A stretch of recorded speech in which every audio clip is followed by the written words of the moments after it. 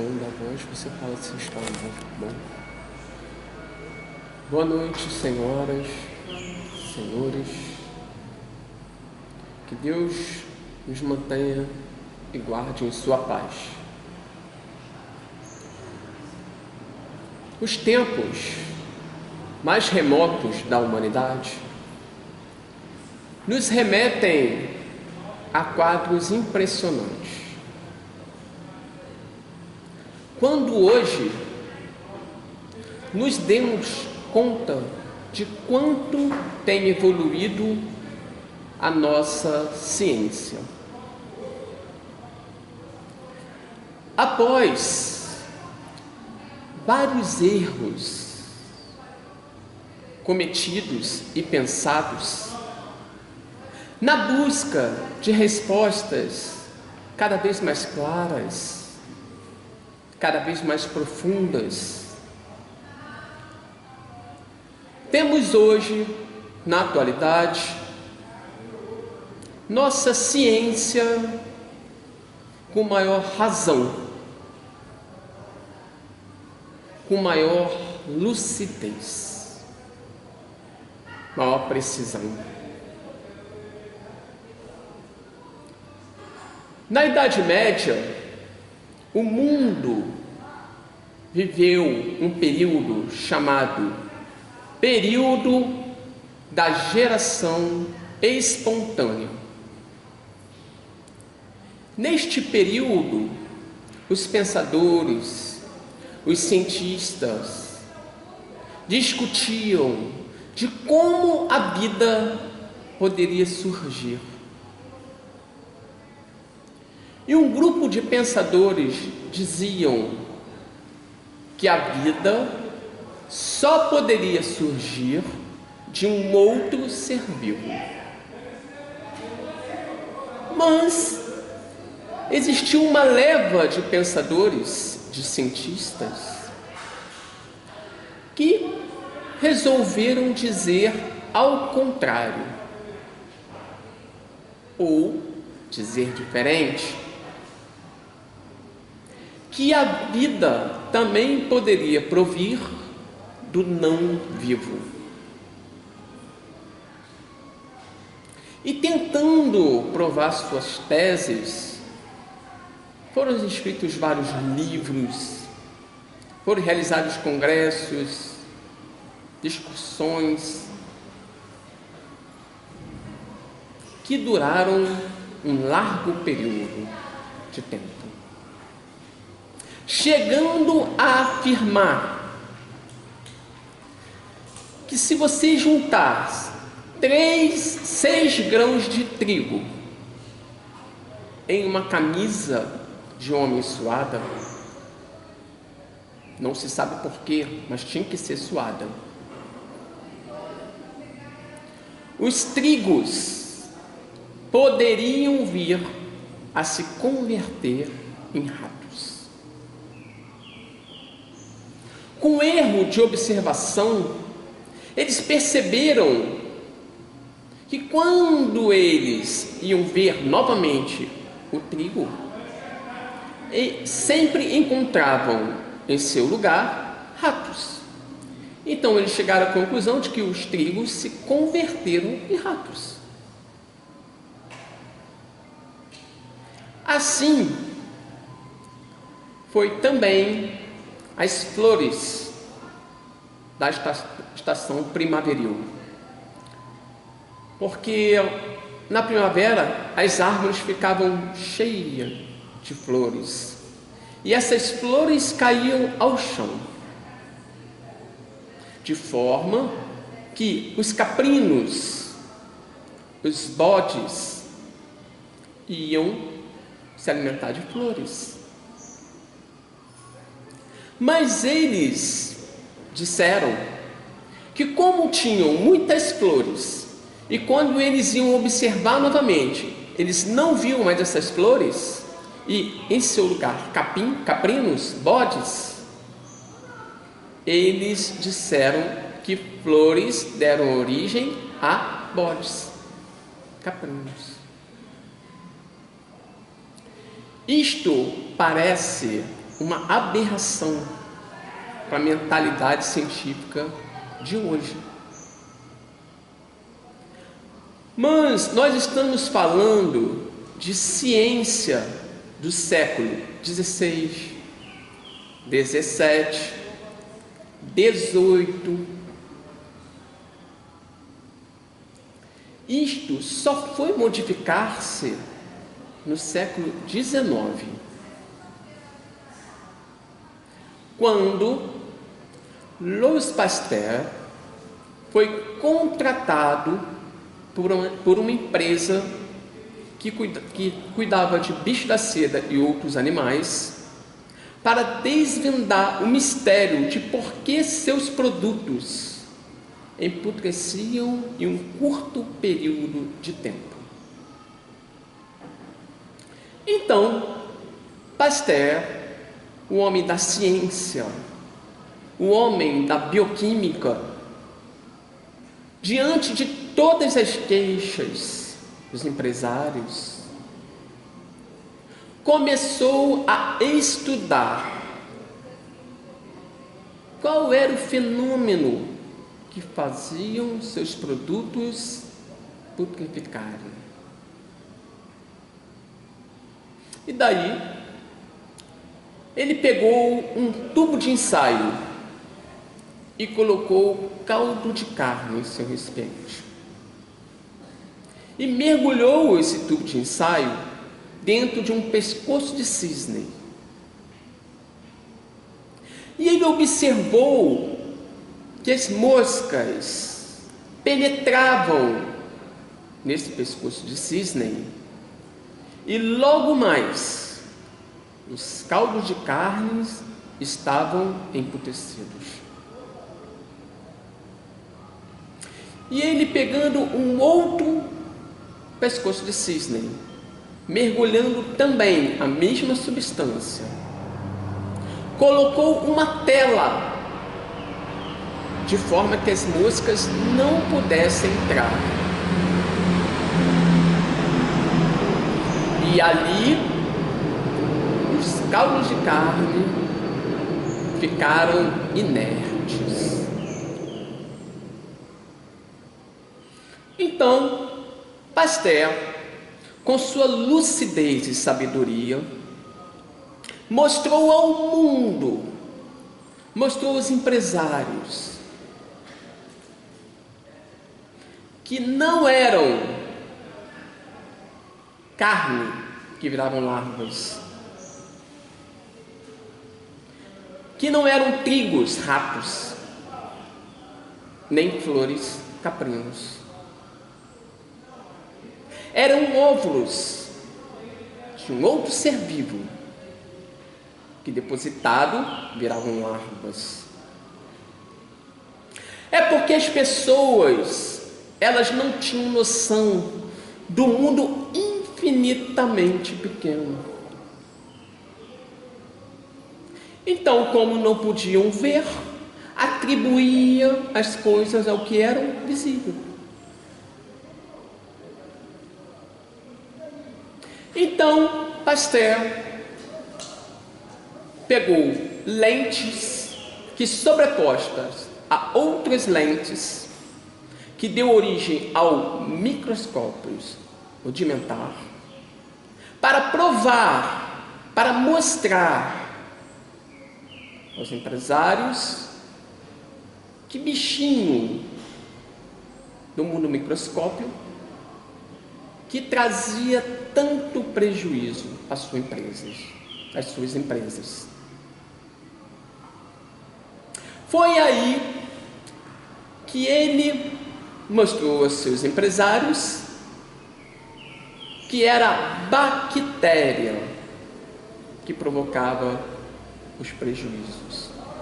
E aí o mundo evoluiu, e o mundo ia estudar a bactéria, surgindo a bacteriologia.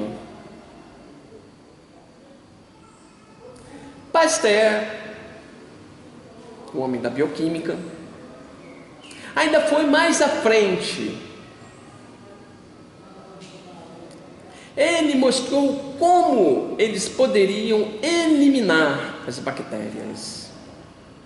E daí surgiu a pasteurização, que é o aumento significativo da temperatura do produto e o resfriamento imediato, matando todos os tipos de bactéria. Do nome Pasteur surgiu a pasteurização.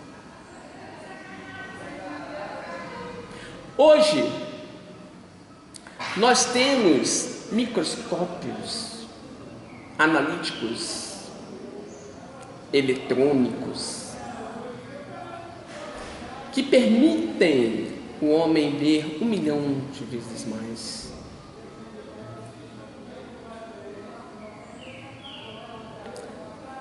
Demócrito disse que o átomo era indivisível.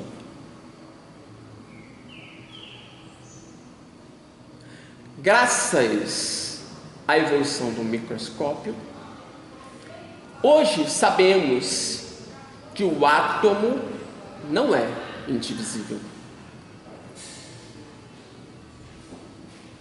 O átomo de hidrogênio, por exemplo, o mais leve da nossa tabela periódica, ele tem um próton e um elétron. Um núcleo protônico e um satélite eletrônico. Então, nessa busca de coisas cada vez mais claras, cada vez mais profundas, nós sabemos hoje que dentro de um próton existem 3 quarks. E o mundo vai descobrindo partículas subatômicas cada vez menores. E nós vamos evoluindo, graças ao microscópio. O homem, descobrindo o mundo infinitamente pequeno, partiu para 2 lentes simples, uma em cada extremidade, e originou o telescópio. O telescópio simples, que permite o homem ver crateras lunares, que muita gente até hoje acha que é São Jorge com cavalo e tudo. O telescópio, evoluindo para a atualidade, hoje nós temos telescópios analíticos, dialíticos, nucleares, que permitem ver 1 bilhão de vezes mais. Nós temos o telescópio Hubble na NASA, em homenagem a este homem, que permite o homem ver cometas que levam milhões de anos para passar por nós. E aí o homem passou a conhecer um mundo infinitamente grande ou distante, graças ao telescópio. Tele significa longe, como telefone, uma voz de longe. Televisão, uma visão de longe. Assim é o telescópio.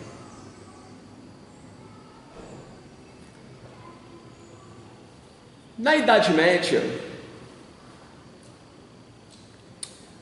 Nós conhecemos, no relato da história, pela ignorância da época, que tinham seres que ouviam outros seres. Seres que falavam com outros seres, que sentiam outros seres, que viam.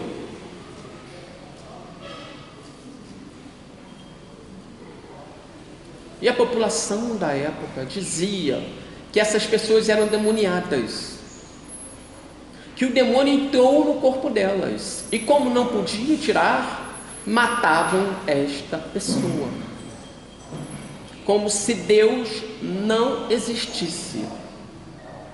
Elas diziam: Deus pode tudo, mas o demônio pode muita coisa, o que não deixa de ser uma aberração.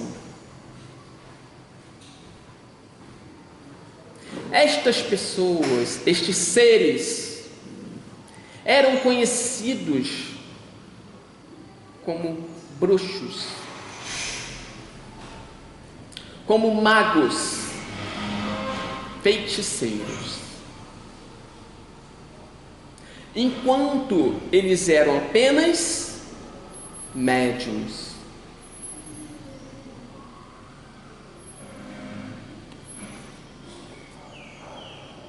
Existem pessoas que apresentam os seus microscópios devidamente ajustados, os seus microscópios psíquicos devidamente ajustados. Existem outras, poucas pessoas, mas existem, que apresentam um telescópio de alta precisão, como Paulo de Tarso, que, caído na estrada de Damasco e vendo o Senhor Jesus radioso como o sol, com seu telescópio de alta precisão, neste mundo, as pessoas apresentam mais microscópios.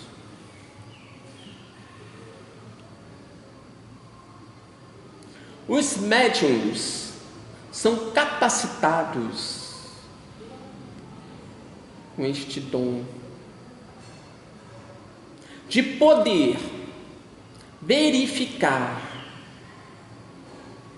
de identificar o que os espíritos inferiores estão realizando, o que eles estão planejando, o que eles estão fazendo contra o seu semelhante, contra nós, e alertam as pessoas contra as suas investidas. Microscópios psíquicos, equivalente ao mundo inferior, e telescópios psíquicos, equivalente ao mundo dos arcanjos, ao mundo dos anjos, ao mundo superior.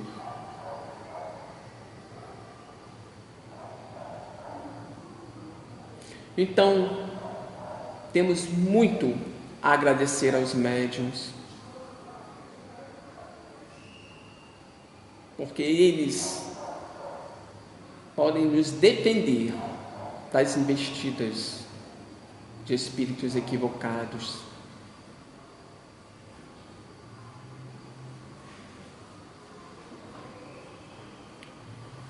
O mundo, passando da geração espontânea, no qual eles diziam erradamente que a geração era espontânea e instantânea ao mesmo tempo. Hoje, a ciência já sabe que tudo na natureza, no universo, nos multiversos, ocorre de forma espontânea, nada instantaneamente. Se você pegar o chumbo com a pressão do subsolo, este chumbo se converterá em ouro aos milênios, não de uma hora para outra. O carbono depositado no solo, com a pressão do subsolo, se transformará em grafite, uma substância que permite escrever e tirar tinta aos milênios, que mais alguns milênios se transformará em diamante, que nos dá o brilhante, uma pedra preciosa de raríssimo valor. Isso tudo aos milênios. Os corpos de animais e vegetais nos dão o petróleo aos milênios. Então, nada é instantâneo. Por isso, Deus nos dá a oportunidade de aprendermos de forma espontânea. Por isso, temos enésimas existências, para aprendermos com tudo na natureza, de forma espontânea.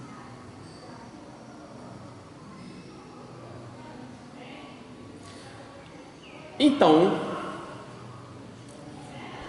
Livro dos Médiuns diz que o médium é o que medeia a irrealidade do encarnado e a realidade do desencarnado.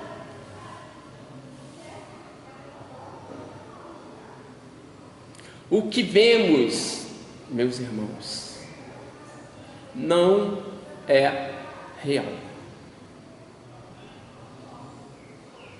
A realidade é uma coisa subjetiva. A realidade é relativa. Se eu pudesse tirar todos os espaços interatômicos e intermoleculares desta bancada, ela caberia na cova de minha unha, sem sombra de dúvida. Se eu tirar todos os espaços interatômicos, intermoleculares desta casa, ela caberá numa caixinha bem pequenininha, sem medo de errar.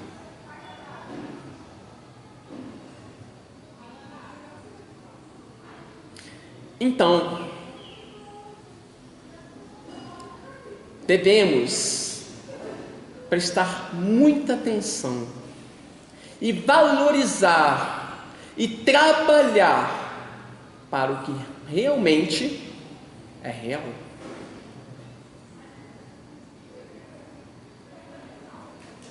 Por que então nos matamos tanto para conseguir coisas que não nos pertence.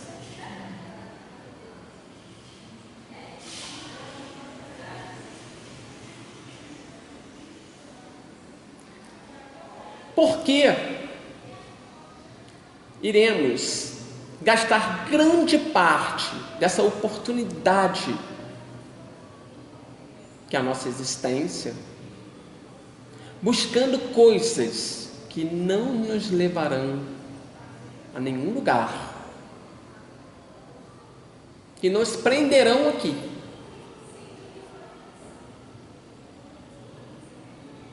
Então vamos usufruir as coisas enquanto estamos aqui, porque chegará uma hora que elas desaparecerão do nosso caminho e nós do caminho delas,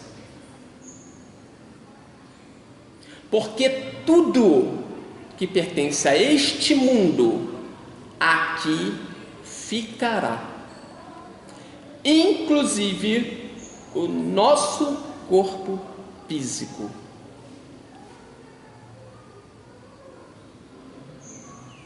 Então, por que nos matamos tanto para conseguir essas coisas?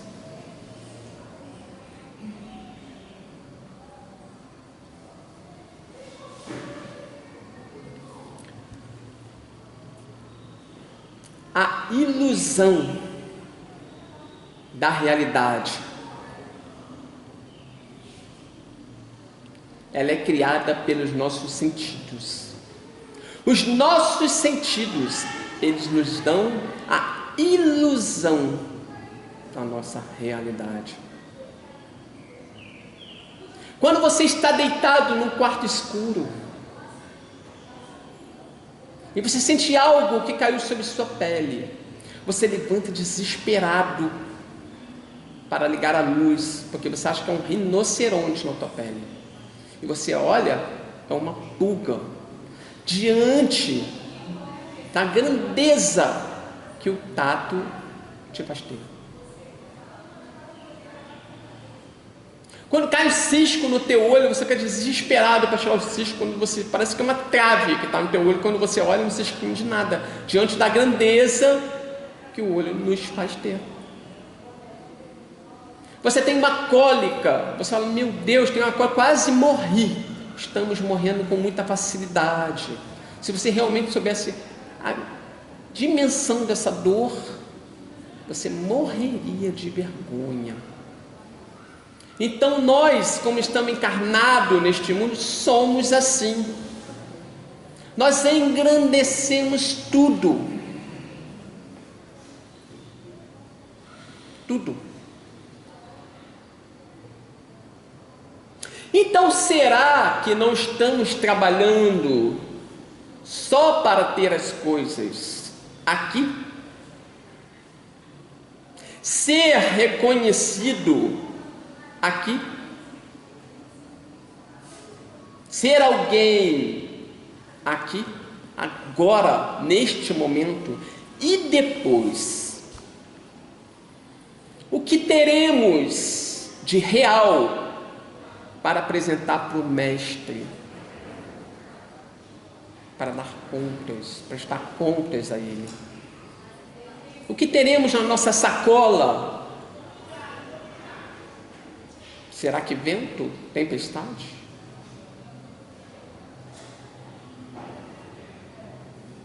Vamos trabalhar para as coisas reais da vida plena, não da transitória, da ilusória. Vamos trabalhar para o nosso interior, para o nosso crescimento interior.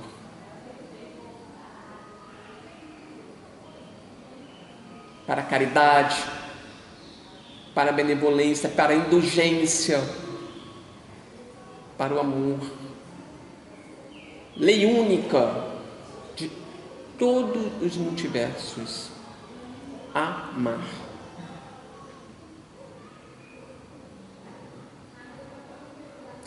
Saint-Exupéry, o autor do livro Pequeno Príncipe,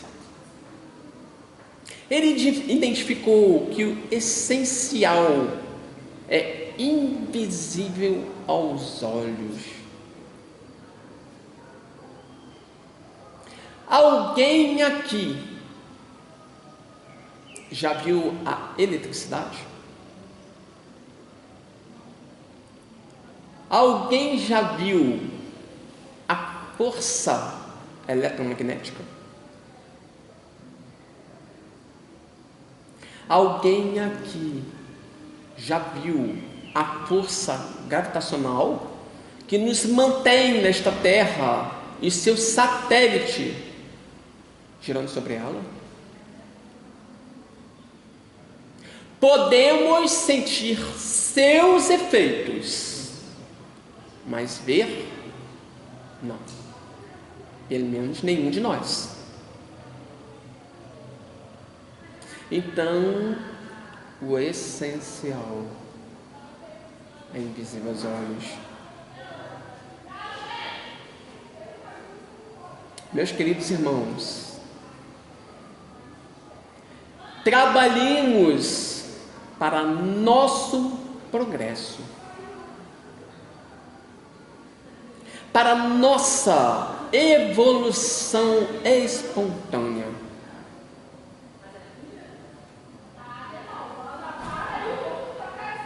Tudo está dentro de nós.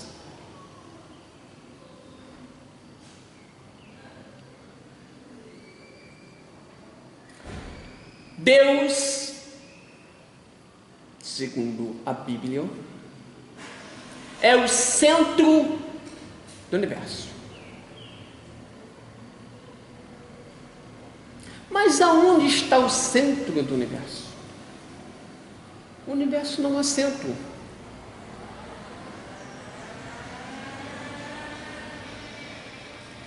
Deus é o único que está fora do fluido cósmico universal que compõe o nosso universo, os multiversos.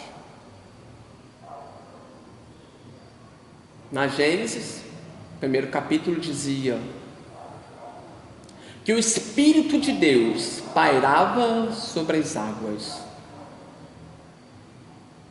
As águas é o fluido cósmico universal. Então ele é a única coisa que está fora.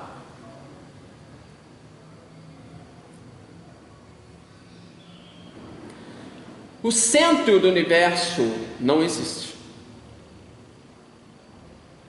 Mas aonde é o centro do seu universo? É você. E como somos fagulhas de Deus, carregamos o seu DNA, Deus está em nós. Por isso somos deuses. E por Ele estar em nós, em cada um de nós, Ele é o centro de tudo.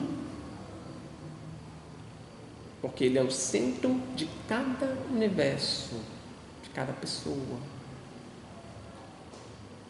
Então, meus irmãos, observaram? Tudo está dentro de nós. A realidade, a verdade, a felicidade está em nós. Livro dos Espíritos, questão 621. Onde está a lei natural ou a lei de Deus? Na consciência. Então, se você anda na mão desta lei, você estará forjando o teu céu. Não foi Jesus, nosso mestre, que disse que o reino dos céus está no coração do homem?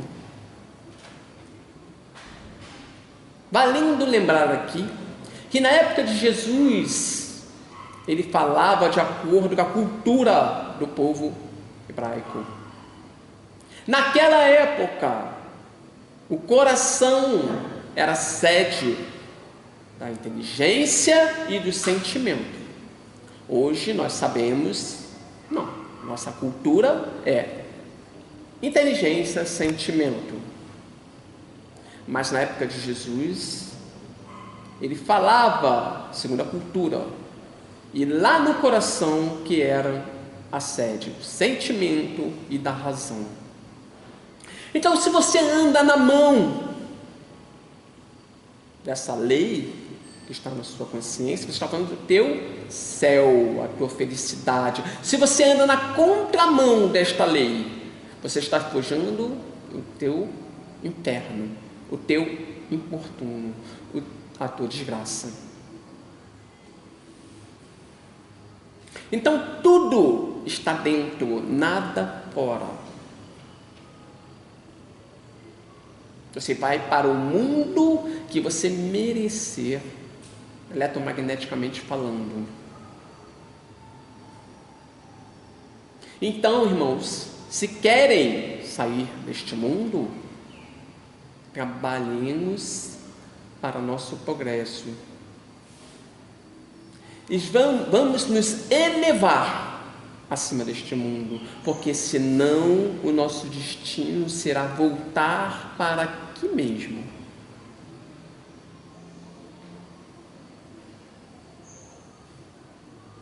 Santo Agostinho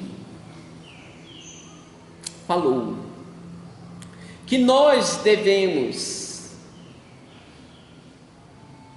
analisar a nossa participação no ato de nossas vidas. O que estamos fazendo, o que estamos realizando para o nosso crescimento.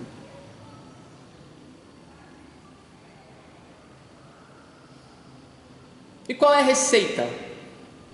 Pensar, analisar, apenas isso, apenas pensar. Chegar no final do seu dia e pensar o que eu realizei, o que eu fiz para o meu crescimento interior.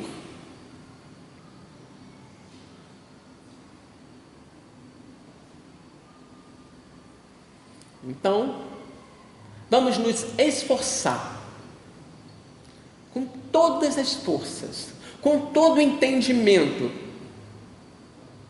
que cada um de vocês tem, para que possamos evoluir, aprender cada vez mais, praticar a caridade, a benevolência, o amor, para cristificarmos.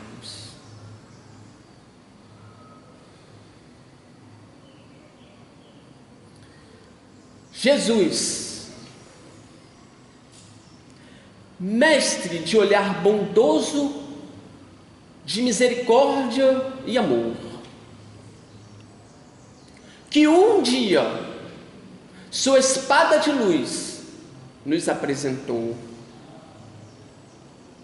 fincada na terra, a cruz nos mostrou a verdade de braços abertos entre a fé e o amor. Com o seu exemplo, nos ensinou o caminho, a verdade e a vida para o infinito do Senhor. Em nossos corações cultivou a flor mais bela que já plantou.